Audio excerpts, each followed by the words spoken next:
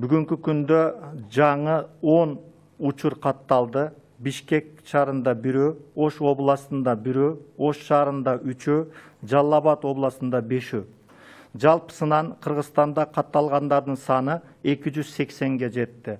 Анын ичинен Жалал-Абад областында 86, Ош областында 98, Чүй областында 7, Баткен областында 4, Ош шаарында 36, Бишкек шаарында 36, Нарын областында 10, Ысык-Көл областында 3. Тилекке каршы медициналык кызматкерлердин ичинен 34 учур, анын ичинен 2 жаңы учур катталды. Катталгандардын ичинен 147-си аялдар, 133-ü эркектер. А жаңы катталган учурлардан 3 аял, 7 эркек. Жашына карайтырган болсок, бизде 30 учур бул 15 жашка чейинки балдар, анын ичинен 2 1 жашка чейинки, 16 жаштан 19 жашка чейинкилер 11, 20 жаштан 35-ке чейинки 71, 35 жаштан 55 жашка чейинкилер 101, 56-дан андан улгайгандар 67. Бүгүнкү күндө мына ооруканада жаткандар 246, анын ичинен оор абалда 10, 5-өө жандандыруу бөлүмүндө жатат. 1-өө Нокат аймактык ооруканасында, 4-өө республикалык клиникалык жугуштуу оорулар ооруканасында. Изилдөөлөр боюнча анализдерге боюнча 5 февралдан баштап 20.901 анализ алынган, анын ичинен 15.117си анализ чыкты.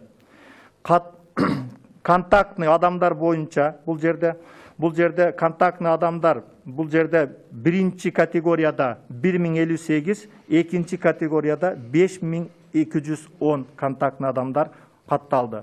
Анан обсервацияда жаткандар дагы бар. Эгерде биз учурлар бул тастыкталган болуп же экспресс лаборатория боюнча тастыктала турган болсо, аларды сразу эле биз изолировать этип, аларды бөлүп атабыз. Контактныйлардын боюнча, жайылтуу боюнча иштер, эпидемиологиялык изилдөөлөр жүрүп жатат.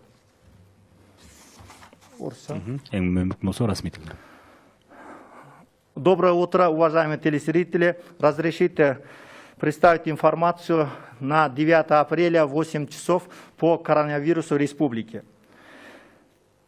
Зарегистрировано до 10 новых случаев, подтвержденных COVID-19. Из них в городе Бишкек 1 случай, в Ошской области 1, в городе Ош 3, в Жалал-Абадской области 5. В Кыргызстане всего подтвержденных случаев дошло до 280. Из них в Жалал-Абадской области 86, Ошской области 98, Чуйской области 7, Баткенской области 4, город Ош и город Бишкек по 36, Нарынской области 10 и Исыкульской области 3. К сожалению, медицинские работники 34 случая, из них 2 новых случая. Из зарегистрированных положительных случаев 147 женщина, 133 мужчина. Из новых случаев 3 женщины, 7 мужчин. Если посмотреть зарегистрированные случаи по возрасту, то дети в возрасте до 15 лет составили 30 случаев. Из них до 1 года 2 случая, от 16 до 19 лет 11 случаев, от 20 до 35 лет 71 случай, от 35 до 55 лет 101 случай, свыше 56 лет 67 случаев. Сегодняшний день в стационаре лежат 246 пациентов. Из них 10 тяжелые, из них 5 больных находятся в отделении реанимации. 1 в Нокатской территориальной больнице, 4 это Республиканской клинической инфекционной больнице. Всего поступило образцов на исследование с 5 февраля текущего года 20 901. Проведено исследование 15 117. Количество контактных лиц лабораторно подтвержденными больными составило 6268. Из них близкий контакт первой категории 1058, другие контакты второй категории 5210 больных. Вот информация. Спасибо за внимание. Мындай Мусаевич, анда эгерде мүмкүн болсо, жанагы биздин коомдо көтөрүлүп аткан суроолор бар экен, ошондон мүмкүнчүлүктөн пайдаланып берип алалык.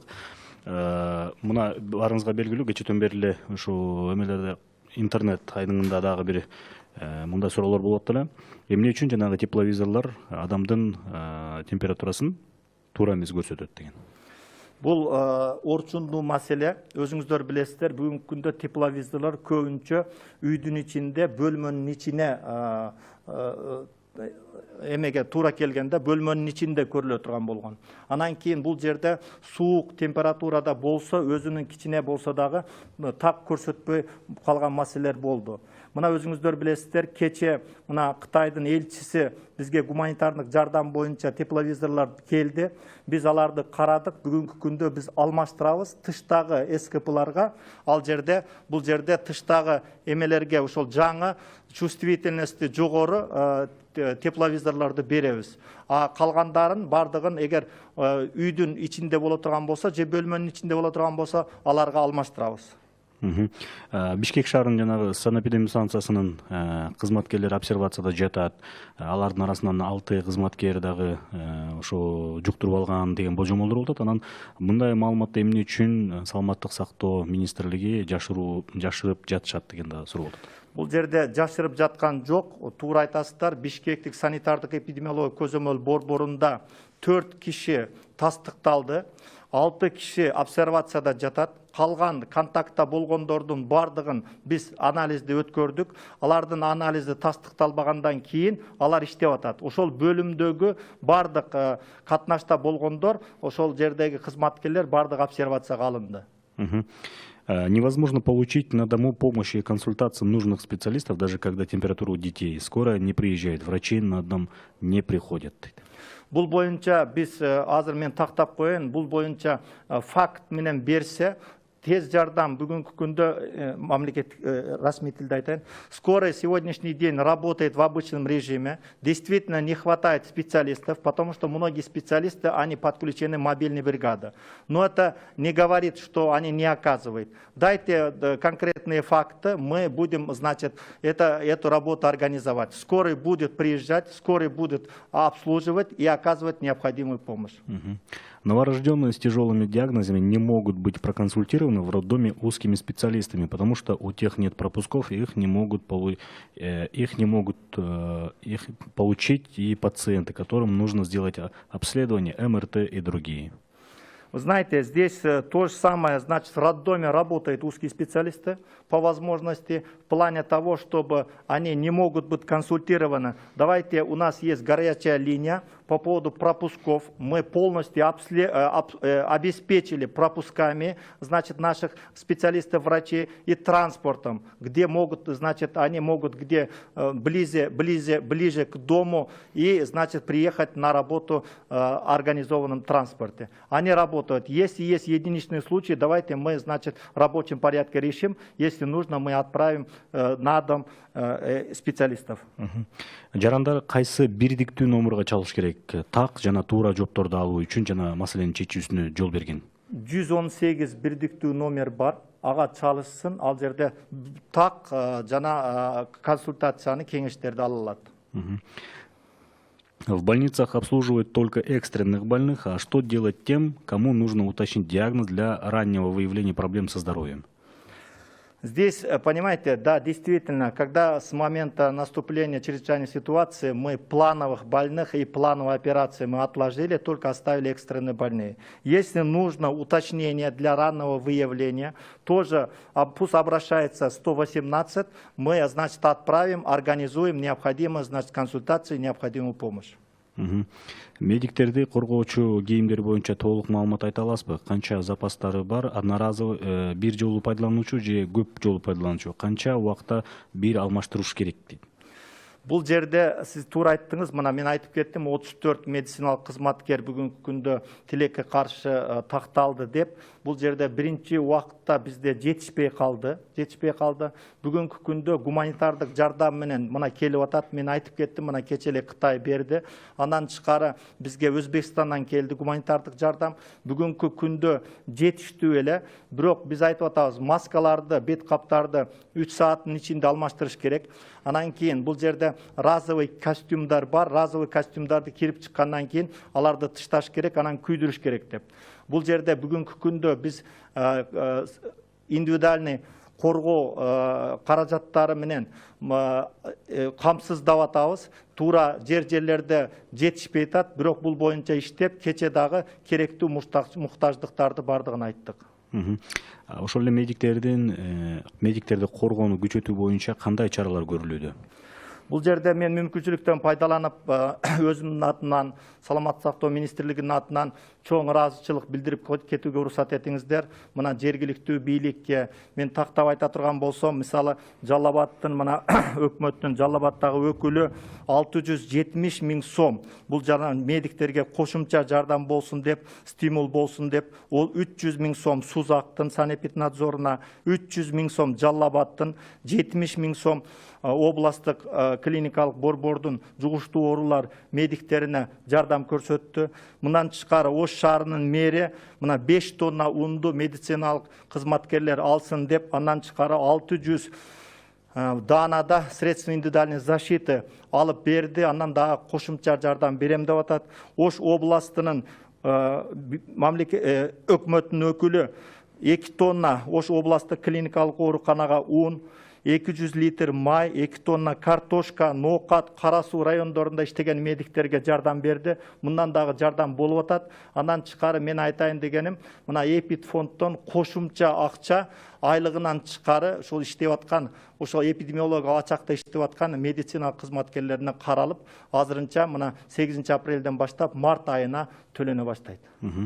Ошол эле маалда медицина кызматкерлеринин ысык тамак маселеси кандай чечилип жатат? Ачка иштеп жатышат деген маалымат канчалык деңгээлде чын? Бул туура эмес маалымат. Бул жерде медицина кызматкерлеринин ошол түштүк тамакты уюштурдук. Бул жерде ооруканада иштеп аткандар барды, оорукананын өзүнүн администрациясы уюштурду. СКПда иштегендерди биз уюштуруп, бул жерде өзгөчө кырдаалдар министрлиги жана жергиликтүү бийлик менен бул жерде түштүк тамакты бардыгын тамагын уюштуруп атат. Ошо коронавирус илдети менен күрөшүүдө жалпысынан канча медицина кызматкерлери иштеп жатышат? Бул жерде мен айта турган болсом, бул жерде медицина кызматкерлери өтө көп иштеп атат. Негизинен бул жерде бул инфекционисттер, анан кийин бизде мобильный бригадада иштеген эпидемиологдор, эң негизгиси бүгүнкү күндө коронавирус боюнча бардык эле медицина кызматкерлери бардык эле иштеп атат, өзүңүздөр билесиздер. Мындан тышкары эми эң негизги күч бүгүнкү күндө бул санитардык эпидемиологиялык көзөмөл борборлорунун кызматкерлерине жана инфекцияда иштеген ошол жердеги инфекциялык бөлүм жана инфекциялык ооруканаларга негизги күч келип атат. Ал эми өз каалоосу менен оору очогуна кетип жаткандардын саны канча болду? Негизи ошондой кызматкерлер барбы? Кызматкерлер бар, мына бригада иштеп атат. Кыргыз мамлекеттик медицина академиясынын кызматкерлери, кафедранын мугалимдери дагы мына каалоолорду уюштуруп, ошол боюнча мына түштүккө бригада барды, Жалал Абадка, Ала Букага бригада барды, Ошко бригада барды. Азыр биз дагы түндүк жагынан дагы ошол жерде өз каалоосу менен иштейм дегендерди уюштуруп жөнөтүп жатабыз. В больницах обслуживают только экстренных больных. А что делать тем, кому нужно уточнить диагноз для раннего выявления проблем со здоровьем? Здесь я уже говорил, значит, да, действительно, экстренные больные сегодняшний день в первую очередь нуждаются. Если кому-то нужно для раннего выявления проблем со здоровьем, они могут обратиться, мы организуем необходимую консультацию и медицинскую помощь. Почему не выдают продуктовый набор медработникам, кроме зарплаты, больше никаких стимулов? Я уже говорил, здесь, понимаете, здесь продуктовый набор, то, что организовано местной властью. Кроме того, пользуясь моментом, я хочу благодарить многих депутатов, предпринимателей, спонсоров, которые готовы оказать медицинскую помощь, кроме того, значит, продуктами. Я хотел бы отметить депутат Арапбаева Азамата Абдулладжановича, Примова Улан Бердибаевича, Нурматова, Куанышбек Советовича и других депутатов, которые, значит, организовали продуктовый набор не только медицинским работникам и населению, где они нуждаются. Акыркы суроо берип коелук, ошо обсервация талаптарын жогорулатуу боюнча кандай чараларды көрүп атасыңар?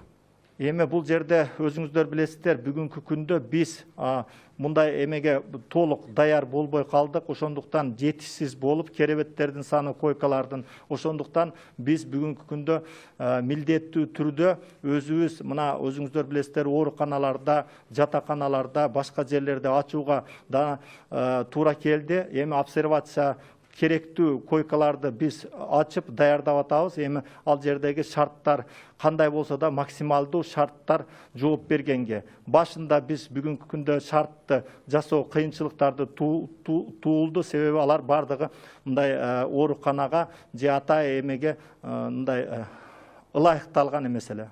Эгерде ушу мүмкүн болсо ушул суроого да орусча жооп берип коесузбу, көбүрөөк кененирээк түшүнгөнгө. Но здесь, понимаете, были действительно замечания и нарекания в плане того, чтобы нет условий, где содержатся для обсервации больные или контактные.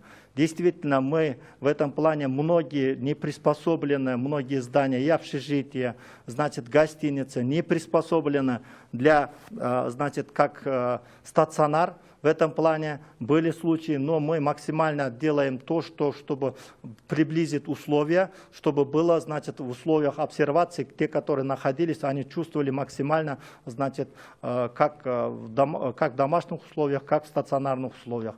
Но мы сегодняшний день постараемся где-то открывать, вы знаете, что в гостиницах мы открыли обсервацию, значит, многие вот общежитиях открываются, частные центры представляют свои, значит, помещения для обсервации. В этом плане, значит, работа ведется.